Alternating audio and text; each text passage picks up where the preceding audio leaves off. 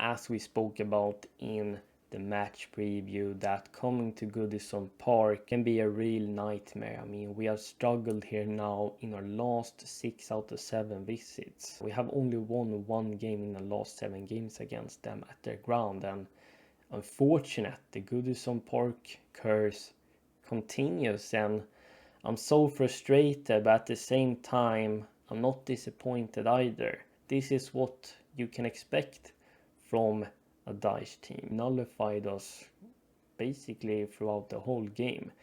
And if you want to be in a title race and facing those opposition that are physical, that won't give away many chances, you have to capitalize on them when you're getting them, despite them only being few. In my first talking point, I wanna mention briefly that we struggle against low blocks and physical players yet again. Now, it's much better this season under Maresca compared to Pochettino and Potter, but you can still see today we're struggling when we're facing teams that sitting deep, being physical, aggressive, and forcing us going out wide, because they're forcing us out wide to deliver crosses into the box because they know we don't have that aerial threat, and therefore they can give up a lot of space out wide and focus on protecting the center of the pitch. And Everton's game plan was basically to just sit back in the 4-5-1 shape, waiting for us to make a mistake and then go on direct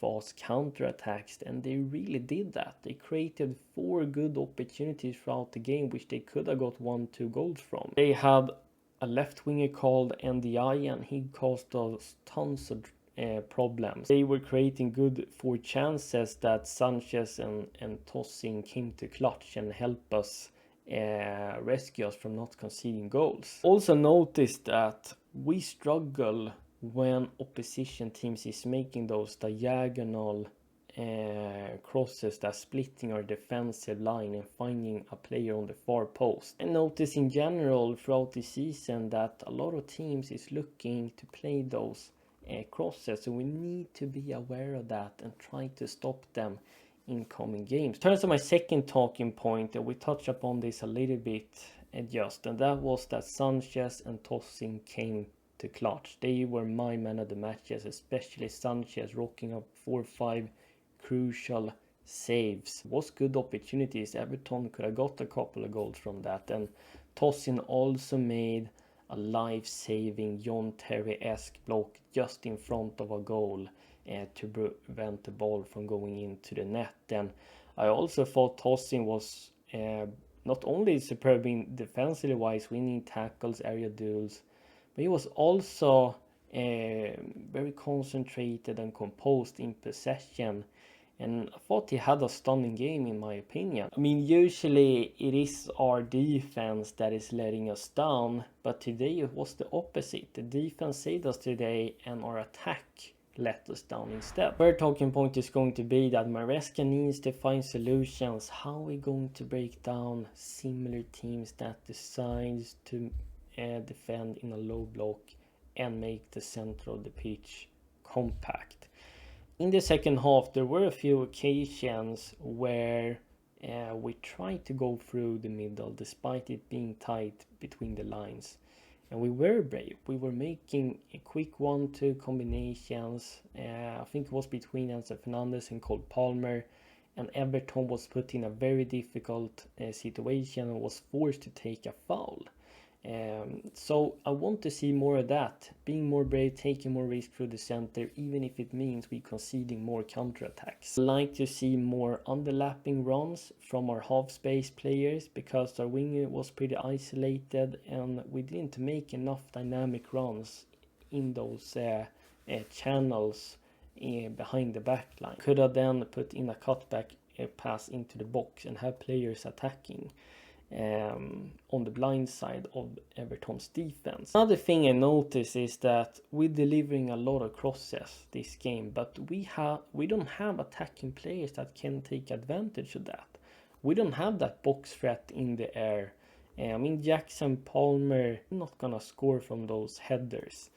So I feel like we're wasting a lot of attacks by putting in high crosses. So if we want to deliver crosses inside the box, I would prefer if we and delivering them on the ground instead. Jackson had a few chances. He was the guy that had the best chances in the game actually, and the first one came in the first half where Caicedo made an interception and we went on a blitzing counter-attack. Palmer squared it to Jackson and he had a free shot on goal, but he hit straight on Pickford. Then he also had another great opportunity on a corner, and he headed it into the post. So Jackson came close. Has been more clinical this season compared to last season, but if we wanna challenge for the title, we need to be more clinical with the fewer chances we're getting. Fourth talking point is going to be that, and I really touched upon this a little bit, we had a weak influence on the left hand side of the pitch. We had that because Maresca decided to experiment by having Malo Gusto playing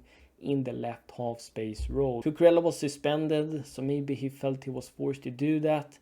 It didn't work whatsoever. Gusto could not fulfill that role. In the first half or in the second half, I think Enzo Maresca switched him and Enzo Fernandez. So Enzo Fernandez was occupying the left half space and Gusto was playing in the pivot, and we were much more fluid in the attack. Instead of experimenting, maybe next time you're starting Enzo Fernandez in that half space from the get-go, or you're being more brave and taking a risk by having a more offensive player in that half space, like in Nkunku, João Felix, since you know the opponent will just sit back for the most part of the game, like Everton did. And we would have had another dangerous attacking threat that Everton had to worry about. Last talking point, I'm gonna mention that Caicedo and Enzo Fernandez is probably the best midfield duo in Premier League at the moment. They both are in stunning form and they complement each other so well. Caicedo can be good in possession as well, making switch balls and long passes, but in terms of his defensive game today, he was spot on. Enzo Fernandez was good in possession. He was getting into one decent opportunity where he had a shot on goal. In general, I thought Neto had a pretty good game. I thought Disasi was good. And we only saw 2 substitutions, which was Jackson and Neto coming off for Nkunku and Madueke. And they couldn't really offer much because, first of all, Nkunku is playing as a striker against physical defenders in a low block. Madueke did not have a good spell when he came in, and I told you guys he was the guy I was gonna watch for in this game, but he didn't even start. Palmer had an off day for me. He was overhitting crosses, misplacing passes, not making enough runs behind the back line. I guess he's allowed to have that once, but he needs to, every player needs to step up now. Not gonna be too mad either. I mean, we have a clear way of playing, we had good intensity, I thought we were sharp in possession. We have still things to improve upon, especially when it comes to defending those diagonal crosses, as well as finding solutions how we can break down those low blocks. I believe in Maresca to find that out, and we do better next time when we're facing Fulham. So if you're brand new here, make sure you like this video, subscribe to my page, hit that notification bell so you never miss when I upload, and I'm definitely gonna enjoy the downfall of the Manchester clubs and that Tottenham got absolutely destroyed at home against Liverpool. And Merry Christmas to you all, and I see you in the next video, and Chelsea Explained is out. Bye.